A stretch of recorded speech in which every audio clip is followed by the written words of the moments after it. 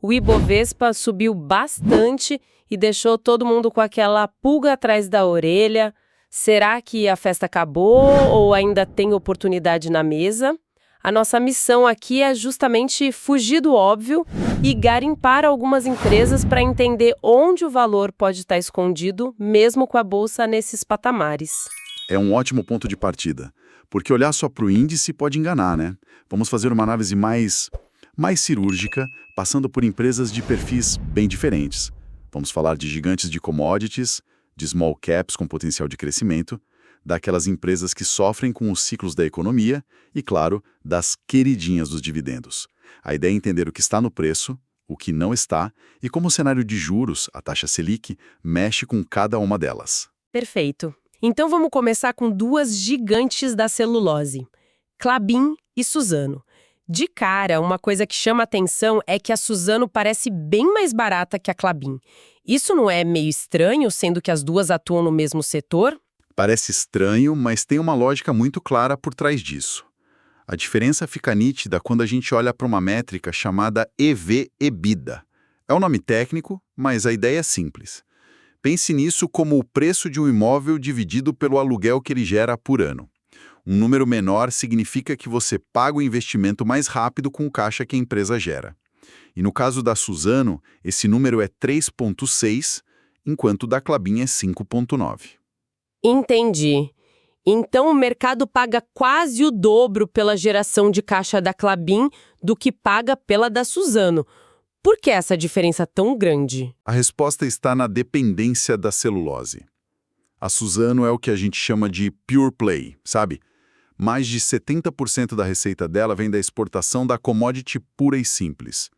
Então, se o preço da celulose no mercado internacional cai, Ela sente o golpe em cheio. em cheio, e de forma imediata. E a Klabin conseguiu escapar um pouco disso, pelo que entendi? Exatamente. A Klabin é uma empresa muito mais diversificada.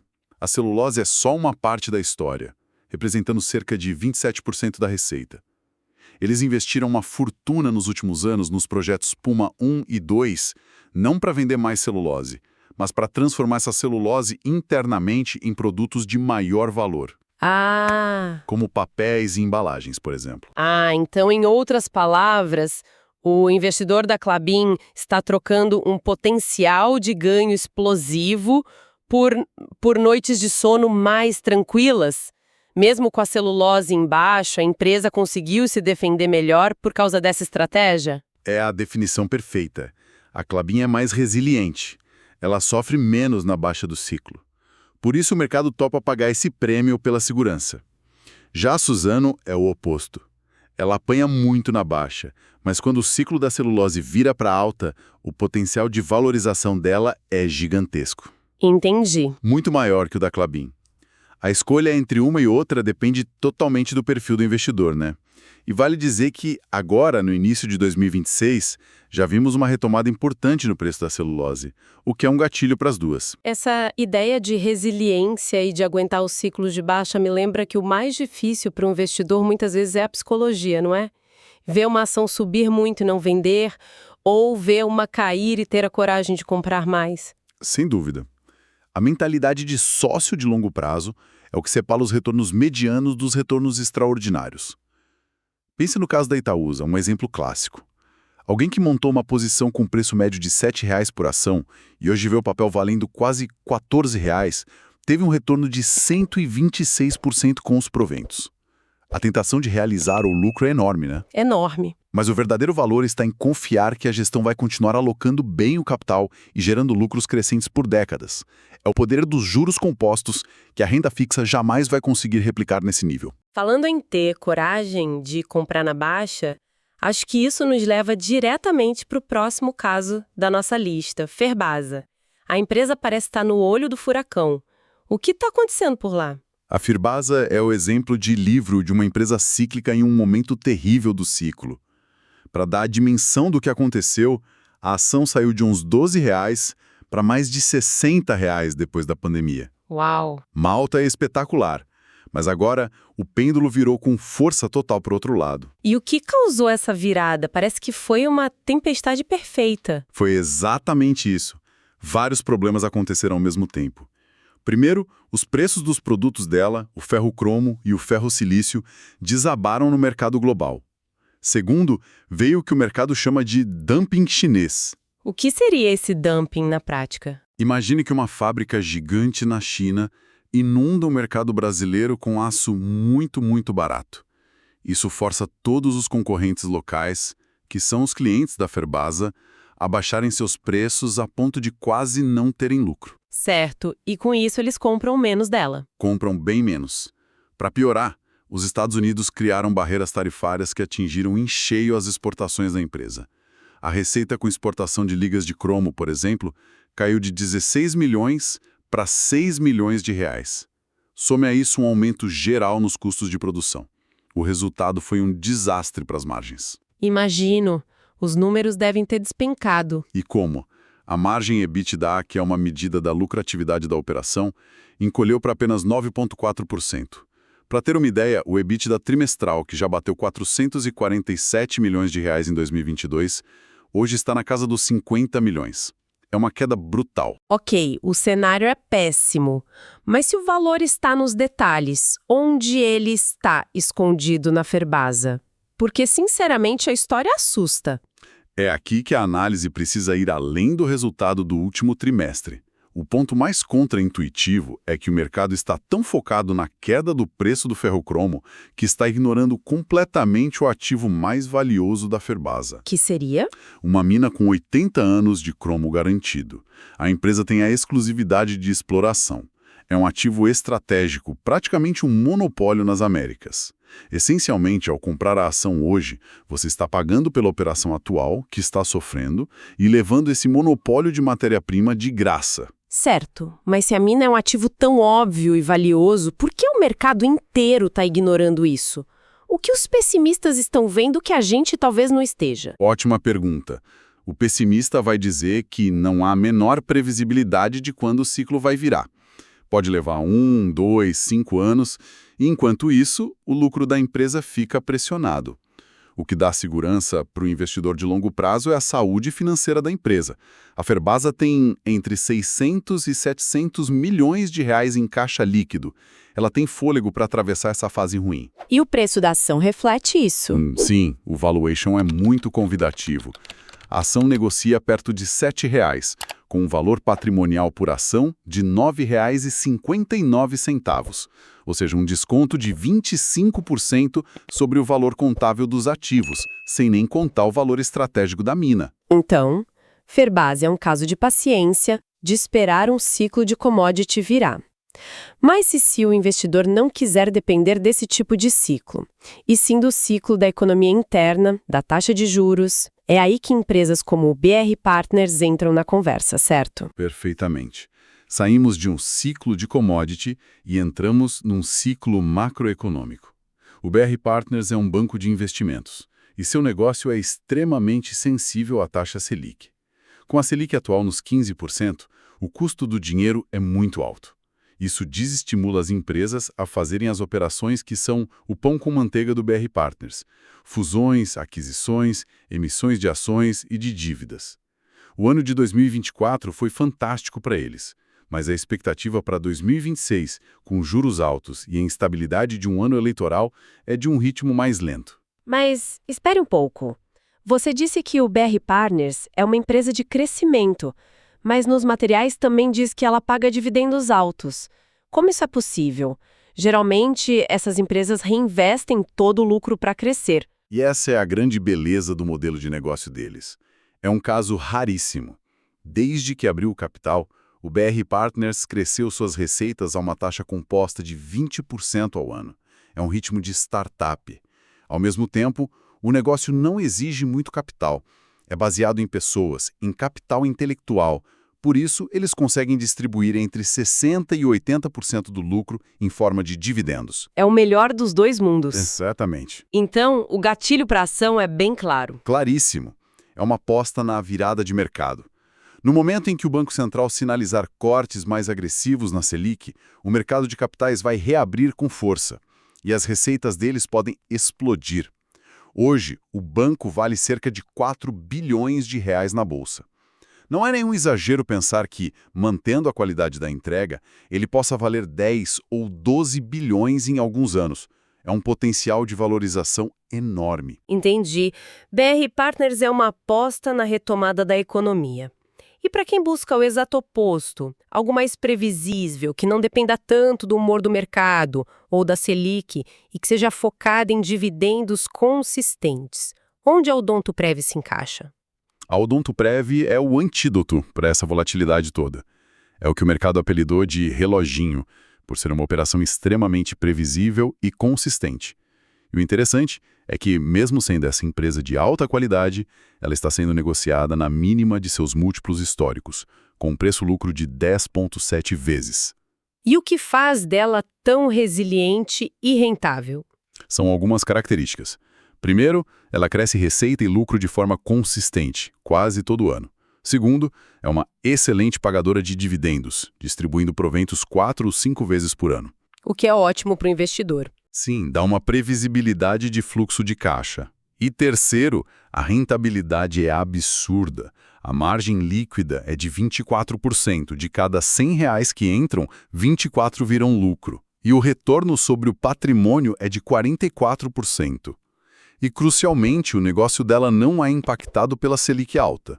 É uma ótima empresa para se ter em qualquer cenário, especialmente para quem faz aportes recorrentes, comprando um pouco todo mês. Abaixo de R$ 11 parece uma boa oportunidade. Ok, passamos por celulose, cíclicas, crescimento e dividendos. Se a gente juntar todas essas peças, qual a leitura sobre o Ibovespa como um todo? Ele já foi longe demais? Ou a estrada para os 200 mil pontos ainda está aberta? Olha, olhando o quadro geral, o índice já não está mais aquela pechincha que era um tempo, sabe? O preço-lucro de 11,5 vezes está um pouco acima da média histórica. As grandes empresas, as mais óbvias, como Itaú e Itaúsa, já negociam perto do que seria o seu preço justo. Então as oportunidades estão mais escondidas. Exatamente. Onde moram as oportunidades agora? Exatamente nos casos que discutimos. Empresas que, por algum motivo, ficaram para trás. Small caps, empresas cíclicas no fundo do poço, mas se a Selic de fato cair para casa dos 9% ou 10% nos próximos anos, o Ibovespa pode sim superar os 200 mil pontos com folga. A estratégia não é adivinhar o índice, mas montar um portfólio de boas empresas com desconto. Vamos tornar isso mais prático. Imagine uma carteira com 3 nomes que apareceram nos materiais: BB Seguridade, Petrobras e BR Partners. Como esses ativos se conversam? É uma combinação interessante porque cada um joga um jogo diferente. BB Seguridade é o zagueiro do time, um ativo defensivo que curiosamente até se beneficia de uma Selic alta. BR Partners é o atacante esperando a bola certa, a aposta na queda dos juros. E a Petrobras? Bom, a Petrobras é aquele jogador talentoso, mas imprevisível. Entendi. O risco é maior por causa da volatilidade do petróleo e da política. Talvez não seja prudente ter mais de 10% da carteira nela. E para equilibrar esse time, faltaria alguma peça? Para dar mais estabilidade, eu adicionaria uma empresa do setor de utilities, energia elétrica ou saneamento. São setores muito resilientes. A CEMIG, por exemplo, mesmo depois de subir bem, ainda parece ter um desconto. E o mais importante de tudo, que vale para qualquer carteira: ter uma reserva de caixa. Manter de 20% a 30% do capital líquido para aproveitar as quedas. As oportunidades. Exato, as oportunidades que o mercado invariavelmente vai oferecer. Para fechar, uma pergunta que sempre aparece quando o assunto é dividendo. O banco BMG paga um dividendo altíssimo. Parece bom demais para ser verdade. Onde está a pegadinha? Essa é a pergunta certa a se fazer. Antes de olhar o BMG, vale a regra de ouro. Dividendo é consequência, não causa. Certo. O foco tem que ser em negócios bons com lucros que crescem. Se isso acontecer, o dividendo vem. Dito isso, vamos ao BMG. Os pontos positivos são claros. Os resultados melhoraram em 2025, o banco está distribuindo mais lucros, o que leva a um dividendo yield de 11% e ele negocia bem abaixo do valor patrimonial. O retorno sobre o patrimônio, o ROI, também melhorou bastante. E a tal da pegadinha, o lado negativo? O histórico não é bom. O lucro do banco está estagnado há uns 7 anos. O ROI, apesar da melhora recente, foi historicamente baixo. E o principal risco é um modelo de negócio. O foco é em crédito consignado para as classes C e D, que são as primeiras a sofrer em qualquer crise econômica. Ah. Isso comprime as margens e aumenta o risco de inadimplência. Então, a conclusão é que é uma aposta de alto risco. Exatamente. É uma aposta na virada operacional. Se essa melhora recente for sustentável, ótimo. Pode ser uma compra muito lucrativa. Mas é, sem dúvida, uma daquelas ações que ficaram para trás por carregar incertezas bem maiores que seus concorrentes. O dividendo alto é uma compensação por esse risco adicional que o investidor está correndo. Resumindo a nossa conversa, então, o que fica claro é que, embora o Ibovespa, no geral, possa parecer caro, ainda existem bolsões de oportunidade para quem está disposto a olhar de perto. Seja numa empresa cíclica como a Ferbasa, que passa por um inferno astral, numa gigante como a Klabin, que se reinventou para ser mais resiliente, ou numa small cap como o DR Partners, que só está esperando o vento da economia soprar a favor. É isso. A questão central não é tentar adivinhar se o índice vai para 180 ou 220 mil pontos, mas sim entender a dinâmica de cada negócio. E isso nos deixa com uma reflexão final. Num cenário onde as empresas de altíssima qualidade já parecem estar bem precificadas, até que ponto o investidor deve aumentar a exposição ao risco em ativos mais cíclicos ou em recuperação, em vez de simplesmente ter paciência e esperar uma nova crise trazer de volta as barganhas nos ativos mais seguros? A bolsa já subiu bastante e aí fica a dúvida. Qual é a melhor jogada agora, né? É mais seguro apostar em empresas de alta qualidade, que talvez já não estejam mais tão baratas? Ou é melhor procurar valor naquelas ações cíclicas que o mercado deixou de lado e que estão passando por um momento bem difícil? Do meu lado, eu vou defender que a consistência e o crescimento das empresas de qualidade superam e muito o risco de tentar apostar na virada de um ciclo. E eu vou argumentar o exato oposto, que as maiores oportunidades de retorno, aquelas que realmente mudam o jogo, se encontram justamente nessas empresas cíclicas de qualidade, mas que são compradas no auge do pessimismo do mercado. Olha, a minha perspectiva se baseia em empresas como a Odontoprev. Ok, ela não está no menor preço da sua história, eu sei, mas ela está sendo negociada em suas mínimas de múltiplos históricos, com um preço-lucro ali de 10,7. É uma empresa que entrega, sabe, ano após ano, um crescimento consistente de receita, de lucro, com uma rentabilidade sobre o patrimônio de 44% e dividendos previsíveis. O mesmo racional se aplica, por exemplo, à BR Partners, uma empresa de crescimento, com receitas que avançam tipo 20% ao ano. Para mim, pagar um preço justo por essa qualidade e por essa previsibilidade é muito mais prudente do que tentar adivinhar a virada de um ciclo num setor super volátil. Pois é, mas eu já vejo de um jeito completamente diferente. A oportunidade de verdade, na minha visão, está em casos como o da Ferbasa. A empresa enfrenta o que a gente chama de tempestade perfeita. O preço do ferro-cromo caiu, tem a concorrência chinesa, barreiras tarifárias, a margem EBITDA dela se desabou. E é por isso que a ação é negociada R$ 7,00, com um desconto de 25% sobre o valor patrimonial, que é de R$ 9,59. É exatamente nesse cenário de pânico que se compra barato e o mercado ignora um ativo quase invisível ali. A empresa tem um monopólio com uma mina de cromo para mais de 80 anos que nesse valuation está saindo praticamente de graça. O potencial de retorno quando o ciclo virar, como a alta de 220% que a gente viu entre 2018 e 2022, é simplesmente incomparável. Certo. Eu vejo seu ponto, mas me permita oferecer uma perspectiva diferente. O caso da Ferbasa exige uma paciência que o investidor pode não ter. E o principal, não há garantia nenhuma de quando esse ciclo vai virar. Enquanto isso, o capital fica parado, enquanto empresas como a Odontoprev seguem gerando caixa, distribuindo proventos. O risco de uma armadilha de valor aí é bem significativo, não é? É um argumento convincente, mas você já considerou que o risco na Ferbasa é muito mitigado pelos seus ativos tangíveis e pela sua posição de monopólio. A empresa tem um caixa líquido de quase 700 milhões de reais e ativos estratégicos. Para mim, o risco numa empresa de crescimento como a BR Partners é que seu desempenho futuro depende de um cenário macroeconômico favorável, como a queda da Selic, que também é uma grande incerteza. O risco maior não é comprar barato na baixa do ciclo, mas sim pagar caro por um crescimento que pode não se concretizar. Esse é um ponto interessante, embora eu enquadrasse de forma diferente. O investidor não precisa acertar o fundo do poço para ter sucesso. Basta comprar empresas de qualidade e permanecer sócio. O retorno composto tende a superar a volatilidade dos ciclos. A disciplina é mais importante que o timing. Eu não concordo totalmente, porque não se trata de acertar o timing, mas de avaliar o valor intrínseco.